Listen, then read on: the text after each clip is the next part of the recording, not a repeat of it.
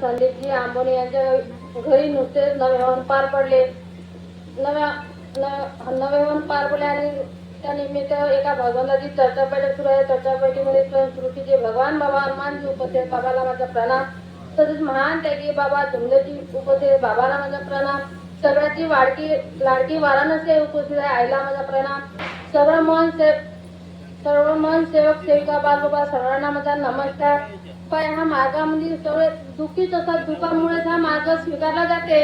आणि आमच्याकडे बी खूप दुःख होतं. दुःख म्हणजे मला नात्यामध्ये दिलंय, मामाच्या घरी मला दिलेला आहे. पण त्याच्या अगोदरच खूप दुःख होतं, कारण मला 3 नंदा आहे. माझ्या 3 नंदाच्या अंगामध्ये भूत येत होते.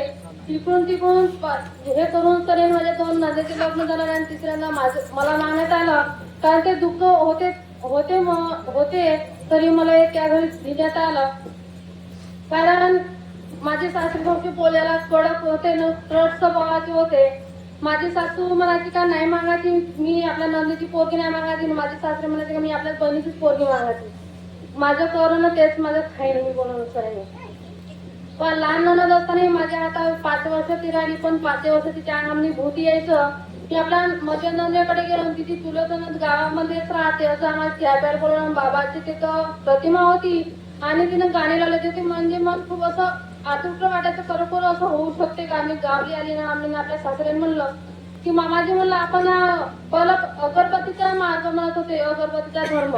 तुला अगरबत्तीचा धर्म घेऊन का म्हणे, हे मरू दे म्हणे. पण मी म्हणे आपल्या घरची कुठ देवता फेकत नाही म्हणे, हिच्यासाठी मी म्हणे कोणता मार्ग धरत नाही. तिथे बी इकून तिकून पाहण्यात आलं आणि तिथे लग्न केलं. तिचं लग्न झाल्यानंतर मला मुलं होते. माझ्या मोठ्या मुलाची तब्येत बेकली आणि मोठा मुलगा माझ्या घरी होता आणि लहान मुलाची तब्येत बेकली. लहान मुलाला घेऊन मी नागपूरला गेली. नागपूरला गेल्यानंतर आम्ही दोघं पती पत्नी नागपूरला घेऊन गेलो आणि डॉक्टरने सांगितलं का तुम्हाला भरती करावं लागते. आम्ही ना भरती केल्यानंतर मग माझे सासरे नागपूरला आले, माझे पती पेटून गावले आले. गावल्यानंतर विठ्ठल भाऊ आले सांगितलं अरे म्हणजे तुझ्या मोठ्या मुलाची तब्येत बेकली, त्याला चक्कर आल्यासारखं वाटलं आणि घरी आल्यानंतर त्याला पण दवाखान्यात नेलं. तिकून ते पाहायला यायचे, पण हा मार्गाची मग विठ्ठल भाऊ सांगितलं का होतं नाही असं तर जमन का. त्यानंतर एका महिन्यात 4दा माझ्या लहान मुलाला भरती करायला डॉक्टर सांगत होते का हे कसं का तुम्ही 4 वेळा भरती केलं बाबा. मी म्हणलं डॉक्टर अमोल पौर्णिमाला काय याची असेल तब्येत, पण त्या डॉक्टरनं सांगितलं का बाई तुम्ही 4दाला आमचं बिल जेवढं निघते आम्ही तुम्हाला देणं आहे, आम्ही करून तर 5,000 किंवा 1000च कमी करू, त्याच्यानंतर आम्ही कमी करू शकतच नाही. तर तुम्ही म्हणे खेड्यामध्ये जो जादू राहते मी तुम्ही ह्या मुलाचा करून पहा म्हणे, खरं तुमच्या मुलाला दवाखान्यातलं नाही पण बांधल्याचं जास्त वाटत आहे म्हणे.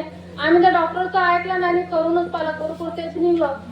बरडकिनी म्हणून गाव त्या बरडकिनी मध्ये नेलं. त्यांना सांगितलं का बाई याचा कपडे नेले आहेत आणि कपड्याचा पुतळा घाललाय, जसं जे कपडे असतील तसं तुझं त्या पोरगा वारणा म्हणून घरी आणून आम्ही सांगितलं. मग तिथून असं 1 महिना गेला आणि अजून तशीच तब्येत भेटली. मी वारामध्ये ती बाजूचा मुलगा सांगायला का तुमच्या मुलाची तब्येत, माझे पती परमेश्वर मध्ये मरते तर मरू दे नाही पचायला पैशाला मध्ये. माझ्या सासऱ्यामध्ये मरते तर मरू दे, आतापासूनच तुम्ही हिंमत कसली म्हणते, एवढे आयुष्य पडले आहेत तर कोणते पैसे म्हणे आता त्याला एवढा पैसा लागून जाणार होते नाही म्हणे, मला मार्ग घ्यायचा आहे असं काम नाही. माझे सासरे म्हणे तू समोर, मला एकच मुलगा मी जाणार कुठं म्हणे, तू मार्ग घे तुझ्या समोर, तू समोर मी आम्ही मार्ग म्हणे. पण आम्ही मार्ग घेतलं, खूप सुख समाधानी राहिली. आणि जेव्हा माझे लहान मुलं असतानाच आम्हाला त्याग घ्या म्हणत होते, वगैरे बापू तू त्याग घे कारण तुझे लहान मुलं आहे तुम्हाला सुटीच राहते. मग कसे शिक्षण वगैरे मुलं ऐकायला पाहिजे, बारगाडी शाळेत होते त्यांना जमणार नाही. कारण माझ्या सासूला अटॅकची गोळी खायला लागते की माझी सासू पर्यास नव्हते देत. तर हे कसं का, कारण त्यागामध्ये गोळी न खा लागते, खाजीच नाही बंद कशी करायची, कारण 2 टाइमच्या गोळ्या होत्या. असं करता करता आमचे असेच 1-2 वर्ष लुटून गेले. कारण शब्दाचा अपमान होत होता, त्या अपमानामध्ये माझ्या लहान मुलाला अचानकच लग्न झाला.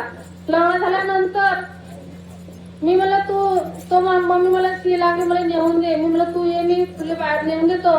पण तो म्हणे मला चालताच नाही तर मी येऊ कसा. मी माझे पती पण तो ढोंग कर. मी म्हणलं जो लहान मुलगा खेळण्यात खुश राहते तो ढोंग कसे काय करणार बा, कामाचं पण त्याला ढोंग करणं पण आता नाही करू शकत. मी त्याला उचलून आणलं. पण मग मी म्हणलं दवाखान्यात घेऊन जा. दवाखान्यात गेल्यानंतर डॉक्टरनं सांगितलं का पोलिओ झाला. मग मी दुसऱ्याकडे वणीला गेली होती, तिकडून आल्यानंतर विचारलं काय झालं, तर डॉक्टर म्हणत होता मी का पोलिओ झाला.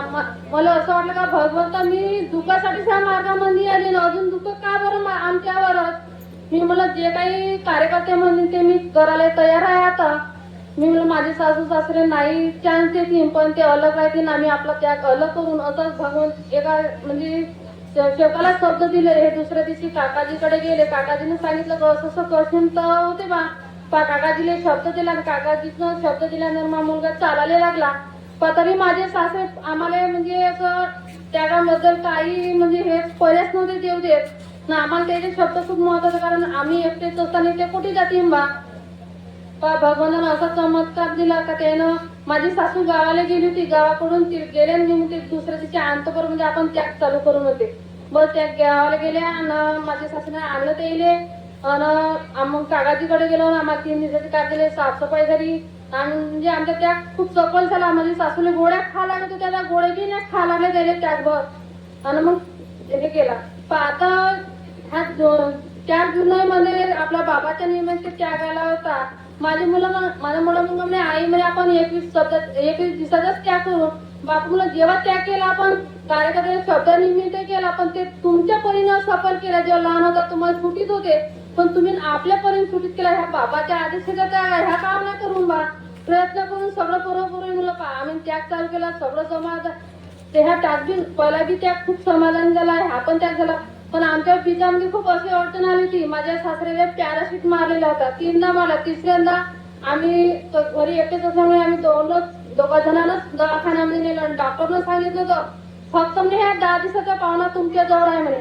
असं आम्ही रिपोर्ट वगैरे चेक केल्या तर डॉक्टर आम्हाला पहिल्या सोनोग्राफी करून घ्या आणि आम्ही आणली आणि त्याने पाहिली. ह्या बाजूसोबत मी म्हणलं मी साहेब गेली तर अजून कोण आहे. मी म्हणलं ते एका मुलगा बी आणा बरं म्हणते त्याले. आम्ही 2 जण गेलो ना ते सांग ह्या बाजूने फक्त तुमच्याजवळ 10 दिवसातच पाहुणे म्हणजे तुम्ही फोटो बी नाही आणले पण 10 दिवसाच्या वर तर जगू शकत नाही मी. हा माझा शब्द आहे म्हणे.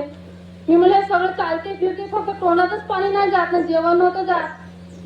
भगवंताची गेला आणि 6 दिवस झाल्यानंतर माझी सासू बिन पेटीवरून पडली.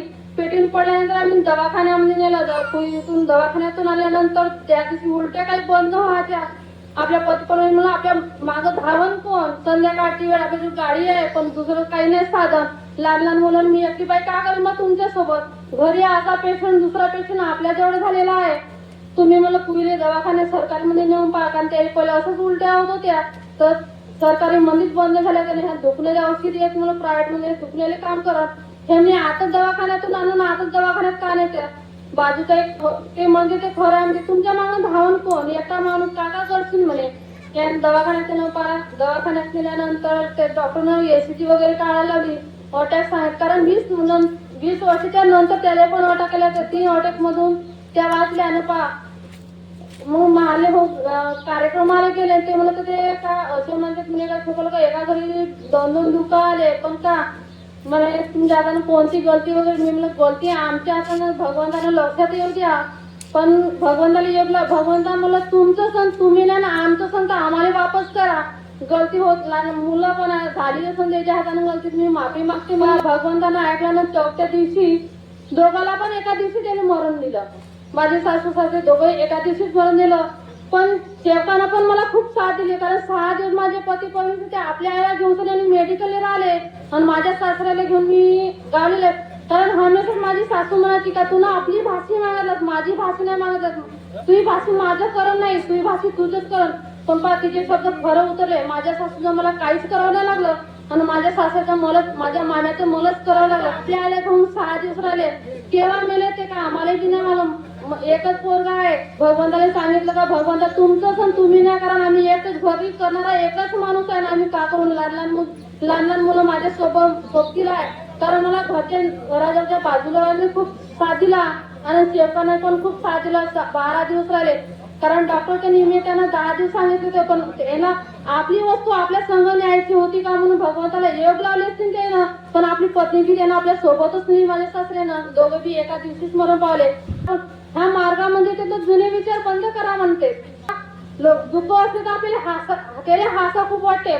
सुखामध्ये हासा खूप वाटते. दुःखामध्ये साथ देणारे कोणीच नसते. कारण एक बोट आपण लोकांकडे दाखवतो पण 4 बोट आपली वाट पाहते. एवढे गुण माझे तो फिरायला माझा नमस्कार.